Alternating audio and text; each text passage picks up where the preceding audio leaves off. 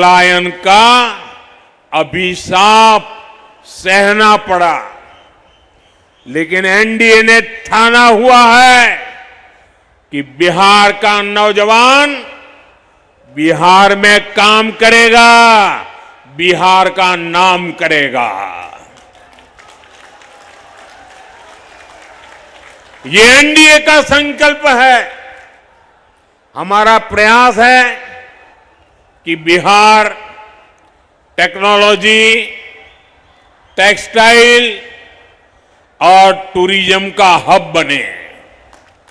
हमारा बिहार सिल्क के लिए जाना जाता है। हमारा प्रयास है कि बिहार अब सेमीकंडक्टर के लिए पहचाना जाए।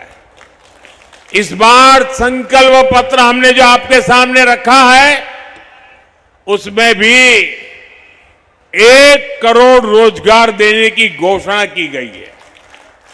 ये सिर्फ घोषणा नहीं है, इसके लिए हमने एक पक्का रोड मैप भी तैयार किया है।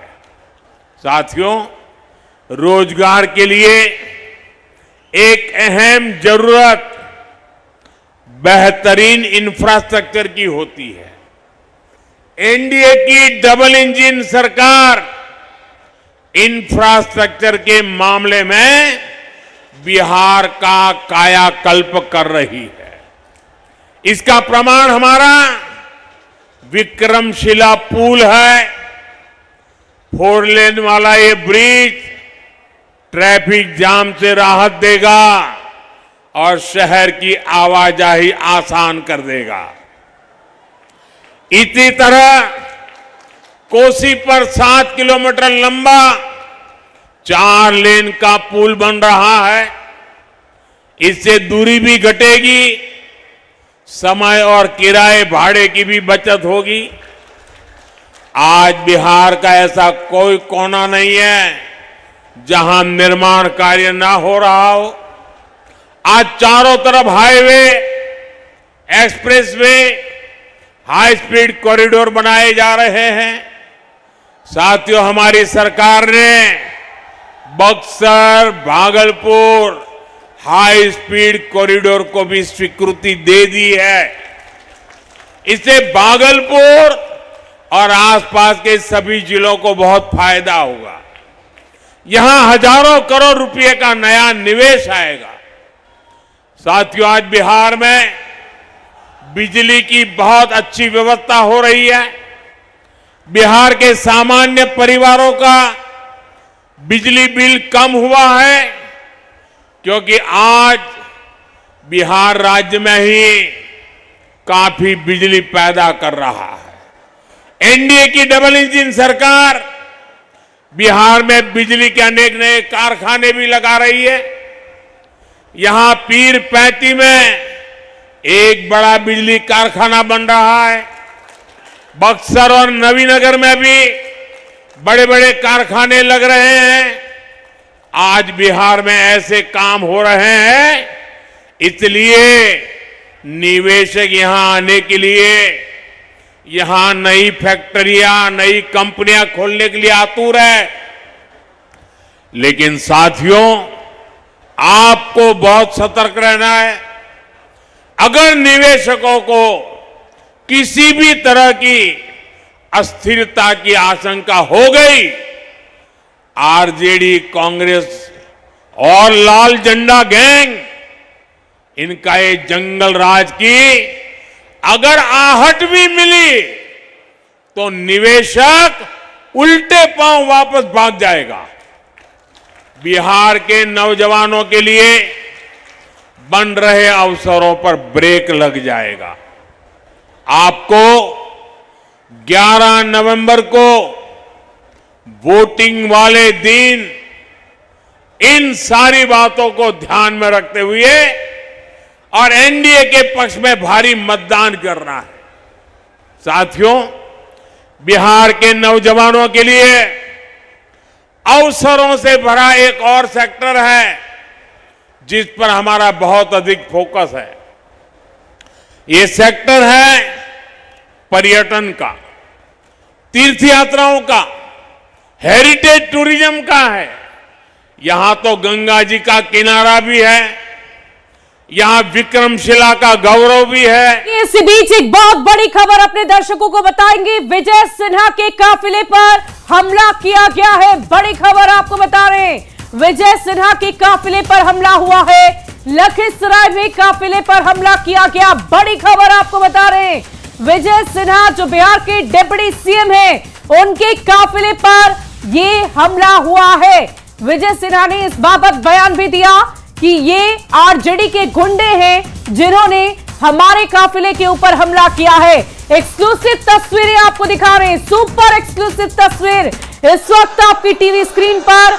विजय सिन्हा के काफिले पर हमला, तस्वीरें आप देख रहे हैं। लखीसराय में काफिले पर हमला हुआ है। सुपर एक्सक्लूसिव तस्वीरें आप तक पहुंचा रहे हैं। विजय सिन्हा के काफिले पर पथराव हुआ है, जिसकी तस्वीरें हम आप तक पहुंचा रहे हैं। इन तस्वीरों को देखिए और देखिए कैसे काफिले पर हमला किया गया है। विजय सिन्हा ने खुद कहा कि आरजेडी के गुंडे हैं जिन्होंने मेरे काफिले के ऊपर हमला किया है। क्या कह रहे हैं? सत्ता में आए बिना इसके गुंडे देख लीजिए कि बिहार के उप मुख्यमंत्री को बाहर जाने के लिए किस तरह से विरोध प्रदर्शन कर रहा है। बूथ पर मेरे पोलिंग एजेंट को सुबह में ही 6:30 बजे लौटा दिया, धमकी देके वोटर को निकलने नहीं दे रहा है। गाड़ी पर पथराव किया है, पूरा देखिए गाड़ी घिनाया, गोबर उबर सब फेंका है, चप्पल फेंका है, जूता फेंका है। इस तरह के गुंडा राज। और यहाँ का एसपी इतना कायर कमजोर है, आके कहता कि शांतिपूर्ण मतदान हो रहा है। धिक्कार है इसे प्रशासन को। यहाँ पे क्या सेंट्रल फोर्स नहीं है? सेंट्रल फोर्स बूथ के अंदर दिया है, रोड पेट्रोलिंग में रहना चाहिए ना। पेट्रोलिंग पर गांव में निकलने नहीं देता है। और कल हमारे दलित के अति पिछड़े समाज के लोगों को ये लोग धमकी दिया, कोई भी घटना घटित होगा इसी गांव में आके हम बैठेंगे, अनशन करेंगे। तो क्या अभी आपने एसपी से बात किया, क्या किया? कहा एसपी कह रहा है कि हाँ हम देख रहे हैं। अभी क्या इलेक्शन कमीशन को भी इसका खिलाफ? हम भेजेंगे, भेजो रे, हम कहे हैं भेजने के लिए। तो ये कौन सा गांव है? क्या ये खुड़ियारी गांव है। खुल करके सुबह ही 6:30 बजे से हम मामला इतना गंभीर है, उसके बाद भी इतनी लापरवाही है प्रशासन की ओर से। धिक्कार है इसे। ये लोग जो है कौन है? ये कुल राजद के लोग हैं, और राजद के भी शरीफ लोगों को नहीं, राजद के गुंडे लोग ये सब हैं। और देखिए इस पूरी खबर की अधिक जानकारी के साथ न्यूज 18 संवाददाता राकेश हमारे साथ जुड़ रहे हैं लखीसराय से। राकेश, क्या हुआ है आखिर, क्यों इस तरह की तस्वीरें सामने आई, क्या कुछ हुआ वहां पर? जी देखिए, सुबह से ही लगातार जो है डिप्टी सीएम खुड़ियारी मतदान केंद्र संख्या 405 और 406 को लेकर लगातार जिला प्रशासन से शिकायत कर रहे थे। इनका आरोप था कि वहां जो बीजेपी के पोलिंग एजेंट थे, उनको वहां पे आरजेडी समर्थक के लोग उनको बैठने नहीं दे रहे थे। इसी सूचना पर देखिए, हालांकि वहां पे लखीसराय एसपी पहुंचे थे पूरे दल बल के साथ, उस पूरे गांव में भी घूमे, लेकिन बावजूद इसके, जैसा कि डिप्टी सीएम का आरोप है कि डरा हुआ है, आरजेडी समर्थक उसको डरा के रखे हैं। इसी सूचना के बाद डिप्टी सीएम जो है खुड़ियारी गांव पहुंचे, खुद वहां पहुंचे, और जैसे ही बूथ के समीप पहुंचे कि उसी गांव के लोग, जैसा कि इनका आरोप है कि आरजेडी समर्थक के द्वारा जो है गोबर फेंका गया है, पत्थरबाजी की गई है, कई लोग घायल भी हुए हैं।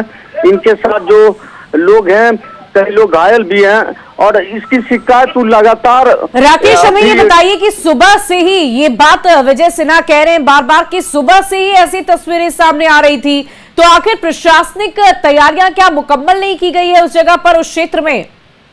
देखिए, जब इसकी शिकायत एसपी को, जैसा कि डिप्टी सीएम विजय कुमार सिन्हा ने बताया कि मैंने एसपी से शिकायत कर रखा है, उसके बाद एसपी उस गांव में पहुंचे, काफी संख्या बल के साथ पहुंचे थे, पूरे गांव भी घूमे, लेकिन उनका जब मीडिया से सवाल हुआ, जब हम लोगों ने उनसे पूछा कि आखिर क्यों ऐसा हो रहा है, बीजेपी समर्थक पोलिंग एजेंट को क्यों नहीं दे रहे हैं बैठने, तो उन्होंने बोला कि अभी तक शिकायत नहीं मिला है। लेकिन जब डिप्टी सीएम से हमारी बात हुई तो उन्होंने कहा कि सीधा आरोप जिला प्रशासन पे लगाया, और बोला कि लगातार जब इसकी सूचना हम दे रहे हैं और उन लोगों के द्वारा कार्रवाई नहीं की जा रही है, तो लास्ट में खुद डिप्टी सीएम वो गांव गए हैं, उसके बाद यह वारदात हुआ है। राकेश, हम आपसे जानना चाहेंगे कि उस काफिले में कितने ऐसे लोग हैं जो जख्मी हुए हैं? क्या इस बाबत भी कोई सूचना? क्या डिप्टी सीएम के जो वाहन थे उन्हें भी क्षति पहुंचाई गई है? क्या हुआ है वहां पर? जी बिल्कुल, देखिए जैसा कि हमारे अभी उनके पीएस से बात हुई है, उन्होंने बताया लोग जख्मी हैं, पथराव किया गया है, गोबर फेंका गया है और डिप्टी सीएम वहीं पे बैठे तक। वो डिप्टी सीएम का कहना है जब तक कार्रवाई नहीं होगी, इस तरह का आखिर क्यों हुआ? जब मुकम्मल व्यवस्था का दावा यहाँ का जिला प्रशासन कर रहा था, पूरा कुनमा कर रहा था कि शांतिपूर्ण और निष्पक्ष रूप से मतदान करवाया जाएगा, उसके बावजूद ऐसा क्यों हुआ? अभी भी राकेश, हम आपसे ये भी जानना चाहेंगे कि क्या मतदान केंद्रों तक लोगों को पहुंचने नहीं दिया जा रहा है? क्यों इस तरह की अराजकता वाली स्थिति बनाई गई?